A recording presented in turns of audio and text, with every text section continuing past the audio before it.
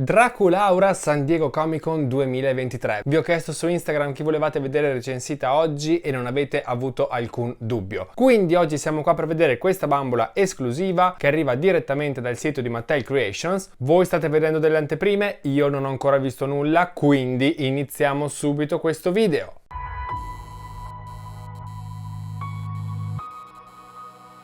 Ed eccoci qui con Draculaura in scatola. Come vedete c'è già una cosa genialissima, è stata inscatolata a testa in giù, ma non è solamente a testa in giù, perché questa Draculaura vuole far parte della linea Freak du Chic, quindi è a testa in giù non solo perché è un vampiro e quindi dorme a testa in giù come pipistrelli, ma anche perché è una circense. Ma avviciniamoci alla scatola, che è realizzata davvero benissimo, guardate che dettagli e soprattutto che disegni, che decorazioni, è tutto cartoncino opaco ma con sopra stampati anche dei pipistrelli. L'inizio della scritta Draculaura e qui sopra un sacco di ragnatele tutte con questo finish lucido. Anche il retro ovviamente ha lo stesso finish, tutto opaco ma con delle silhouette lucide che sembrano quasi leggermente più scure.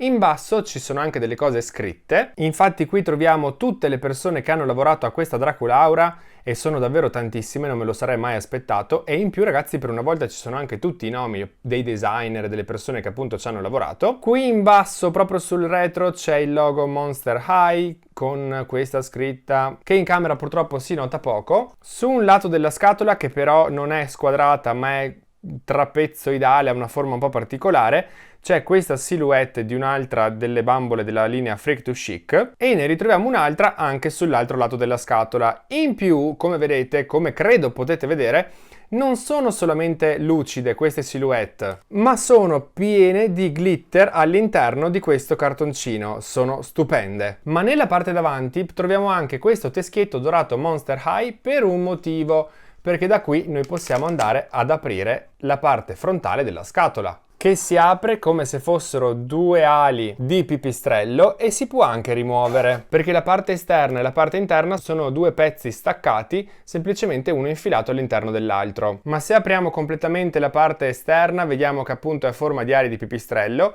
ma soprattutto qui possiamo vedere colorati gli artwork colorati di tutti gli altri personaggi della linea Freak du Chic, che prima erano solamente delle silhouette sull'esterno della scatola, invece in questo caso sono proprio colorati e sono anche bellissimi. Da questa parte invece troviamo lei, che è una delle mie preferite ma di cui purtroppo ora mi sfugge il nome, ma in più qui al centro c'è una silhouette gigantesca che non può essere altro che Gulaiopi, la primissima Monster High gigante che è stata realizzata proprio in questa linea. Ma andando a guardare invece la parte interna di questa Draculaura, di questa scatola, vediamo che c'è tutta questa vetrina che ce la lascia vedere all'interno, ovviamente una volta rimosse le ali esterne.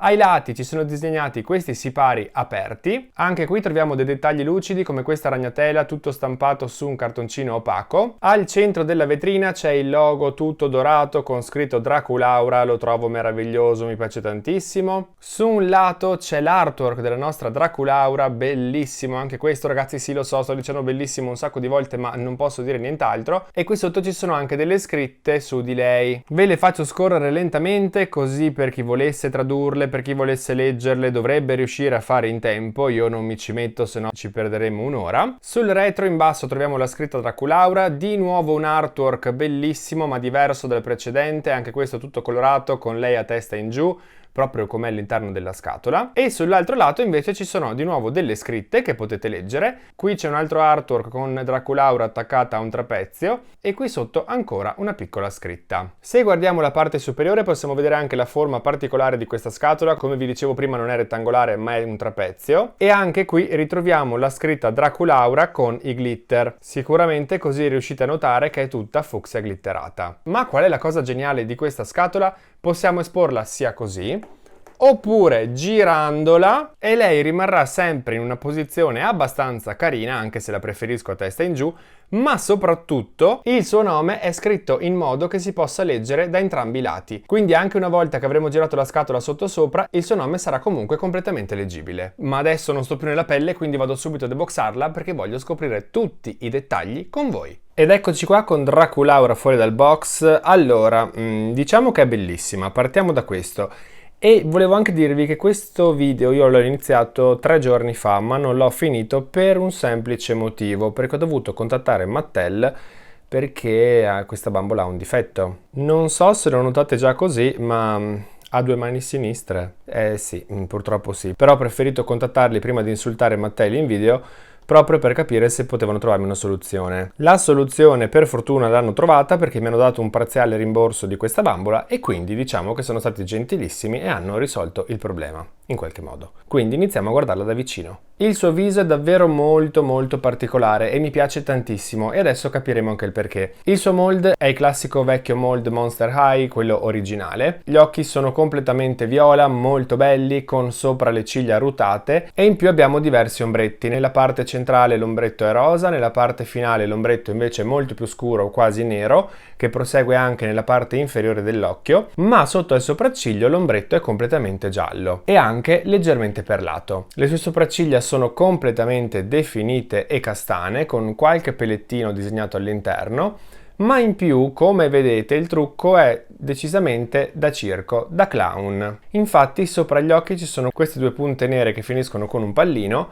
e che ritroviamo molto più piccole anche sotto l'occhio lungo tutte le ciglia, proprio come se avesse tutti i pallini sopra la punta delle ciglia. Il suo blush è a forma di cuore su entrambe le guance ed è completamente rosa e in più le sue labbra sono contornate di nero, ma hanno anche due colori di rossetto, perché se il bordo è nero all'interno vediamo che sono di un rosso quasi sangue, con però anche delle sfumature di un rosso più chiaro e in più ci sono anche due dentini bianchi disegnati. Salendo a guardare in testa però non vediamo subito i suoi capelli, perché per prima cosa vediamo questo cappellino che più che un cappellino è una cuffietta con delle orecchie quasi da gatto, molto bella, è tutta fucsia metallizzata, è proprio effetto specchio, con questo effetto trapunta e anche tutti questi pallini lungo il bordo. È ovviamente realizzata di plastica, dietro c'è anche stampato questo fiocchettino, ma devo dire che è davvero molto bella. Se la alziamo vediamo che sotto i suoi capelli non hanno la riga centrale come poteva sembrare, ma hanno la riga laterale.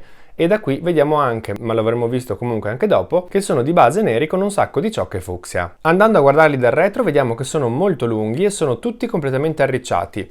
Sono pieni di boccoli, ma non sono per niente ingellati, non hanno alcun tipo di gel e i boccoli sono anche stati realizzati abbastanza bene. C'è qualche ciocca come questa qui che è da sistemare, però se vedete per il resto, confronto ad esempio le Barbie Holiday o comunque altre bambole di Mattel, sono davvero molto carini. Sicuramente se andremo ad aprirli con la coda di un pettine per renderle le ciocche ancora più sottili, diventerà tutto più voluminoso e tutto più bello. Su entrambe le orecchie indossa questi orecchini dorati, che hanno qui sopra un cerchio a cui è attaccato ovviamente a testa in giù un pipistrello, sempre tutto dorato effetto metallizzato, e che richiamano questo fiocco di plastica che è agganciato al suo busto come se avesse una specie di imbragatura dorata, ma fatta appunto a forma di fiocco che ricorda anche delle ali da pipistrello. Ma andiamo a rimuoverlo perché piano piano voglio farvi vedere anche cosa indossa sotto, e per prima cosa direi di farvi vedere il suo mantello, che non è gigantesco ma è molto carino, tagliato con tutte queste punte proprio come se fossero le ali di un pipistrello.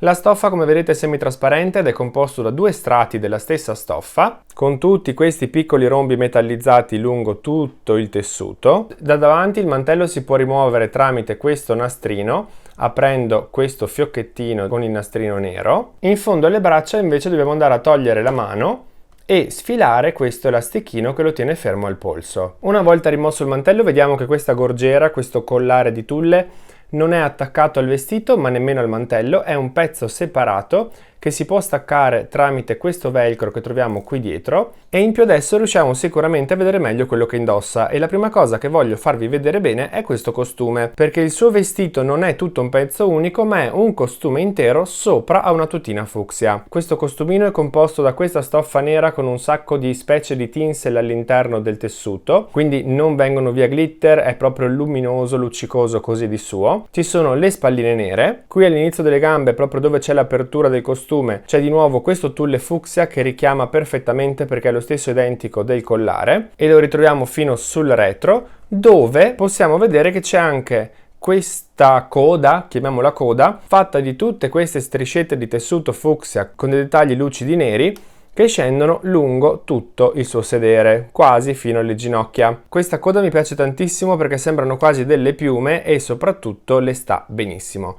Mi piace davvero tanto e mi ricorda proprio i costumi delle circensi. Dopo aver rimosso anche il costume possiamo vedere la sua tutina, che è tutta un pezzo unico dal collo fino ai polsi e fino alle caviglie, è davvero tutta unita. Realizzata anche questa con un tessuto luccicoso, ma un po' meno luccicoso confronto al costume, forse perché in questo caso i brillantini sono rosa su fucsia e quindi si notano un po' meno. E sui polsi ritroviamo nuovamente quel piccolo strato di tulle che abbiamo visto sia sui bordini del costume che sul collo. Le sue mani, se non fossero due sinistre, sarebbero davvero molto belle, perché credo che siano uno stampo realizzato appositamente per lei. Sono nere perché lei sta indossando dei guanti, ma soprattutto se guardiamo lungo i bordi di tutte le dita e anche i bordi della mano, vediamo tutte queste palline come se fossero delle piccole borchiette che tengono chiusa la pelle che compone il guanto. Davvero molto belli, peccato che la mia abbia due mani sinistre. Vabbè. Anche le sue scarpe sono molto particolari, con tutti questi nastri lungo la caviglia. Il plateau è altissimo, abbiamo dei dettagli che richiamano il circo disegnati proprio sul plateau, ma se andiamo a guardare il suo tacco non è altro che una mano con del tulle finto, ovviamente di plastica, sul polso, che serve per agganciarla e farla appendere a testa in giù. Infatti, se la guardiamo di profilo vediamo che le dita di questa mano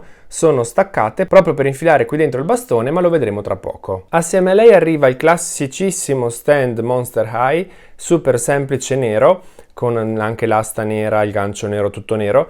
Onestamente in questo caso l'avrei fatto magari di un altro colore, visto che in passato anche solo con le Scullector Mattel ha realizzato lo stand leggermente colorato ed era molto più bello, però comunque per fortuna che c'è lo stand. Poi troviamo il suo solito animaletto, è sempre il suo pipistrello, ma in questo caso truccato per l'occasione. Infatti anche lui ha del giallo, del rosa e del fucsia, con, come vedete sul viso, due pallini sulle guance, il naso da clown e questi triangolini sopra gli occhi. Anche il fiocchetto è realizzato per l'occasione. Molto carino, sta in piedi da solo, è stato colorato addirittura anche sul retro, ma soprattutto arriva questo bastone che dovrebbe essere il trapezio a cui lei si attacca per ondeggiare al circo, per fare le sue evoluzioni, tenuto fermo sopra da questo nastrino fucsia e sotto tutto completamente di plastica dorata, con anche su entrambe le estremità, come vedete, questi due pipistrelli dorati che hanno un davanti e anche un retro. E come vi dicevo prima, se noi andiamo a prendere la nostra bambola, possiamo prendere questo bastone e andare ad infilarlo proprio schiacciando un pochino nei tacchi delle sue scarpe, sia in una che nell'altra. Così, come vedete, sembrerà che queste mani siano aggrappate proprio a questo bastone, e se andiamo a prendere il filo e girare la nostra bambola, rimarrà perfettamente appesa dai piedi. Guardate che bella, mi piace un sacco, mi piacerebbe anche esporla così, ma non saprei dove appenderla, quindi credo proprio che andrò a metterla sullo stand normalmente, anche se un pochino mi dispiace. Sarebbe stata una cosa super, iper, mega geniale se Mattel avesse trovato il modo di fare uno stand per poterla appendere a testa in giù, ma possiamo intanto accrocchiare la cosa in questo modo qua, accontentandoci così. È vero, ha il bastone attaccato ai piedi che non si sa perché, non si capisce se uno non lo sa il perché dovrebbe avere il bastone attaccato lì, ma davvero se avessero fatto uno stand lungo fino sopra per appenderla proprio dai piedi sarebbe stata una cosa geniale. Però ecco, io penso che andrò proprio ad esporla con una posa simile a questa. E quindi questa era la Draculaura in esclusiva San Diego Comic Con 2023. Esclusiva venuta anche online, ma ok. Devo dirvi ragazzi che wow, è davvero bellissima. Ammetto che Mattel in passato con altre esclusive San Diego Comic Con ha fatto dei lavori decisamente migliori, molto più particolareggiati, ancora più studiati confronto a questa Draculaura e con delle idee sicuramente più nuove confronto al riprendere una vecchia linea Monster High e riproporre un personaggio con lo stesso stile anni e anni dopo. Ma anche se in passato ha fatto di molto meglio, questa bambola rimane lo stesso veramente bellissima.